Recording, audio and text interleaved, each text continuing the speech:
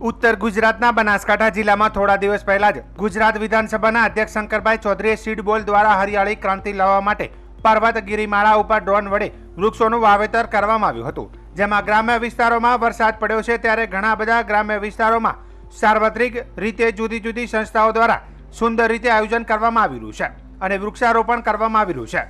કાંકરેજ તાલુકાના દેવ દરબાર જાગીર મઠમાં બનાસકાંઠા જિલ્લા ભાજપના પ્રમુખ કીર્તિસિંહ વાઘેલાની અધ્યક્ષતામાં 1008 વૃક્ષોનું રોપણ કરવાનું આયોજન કરવામાં આવ્યું હતું. તાલુકા વિકાસ અધિકારી નરેશભાઈ ચૌધરીના માર્ગદર્શન હેઠળ યોજાયેલા કાર્યક્રમમાં મોટી સંખ્યામાં લોકોએ ઉત્સાહભેર ભાગ લીધો હતો. દીકરીઓના સ્વાગત ગીત સાથે મહેમાનોનું સન્માન અને મંત્રોચ્ચાર પૂર્વક વૃક્ષારોપણ કરવામાં આવ્યું હતું. વિશ્વ વૃક્ષ મહંત બળદેવનાથ બાપુ, બનાસ બેંકના ચેરમેન ડાયાબે પિલિયાતર, ફલજીભાઈ ચૌધરી સહિત અનેક અગ્રણીઓ અને યુવાનો ઉપસ્થિત રહ્યા હતા અને રોપવામાં આવેલા વૃક્ષોમાં વડ, પીપળો, લીમડો અને ઉમરાના સહસ્ત્રો છોડનો સમાવેશ થાય છે. આ આયોજનનો ઉદ્દેશ પર્યાવરણ સંરક્ષણ અને હરિયાળી વધારવાનો હતો.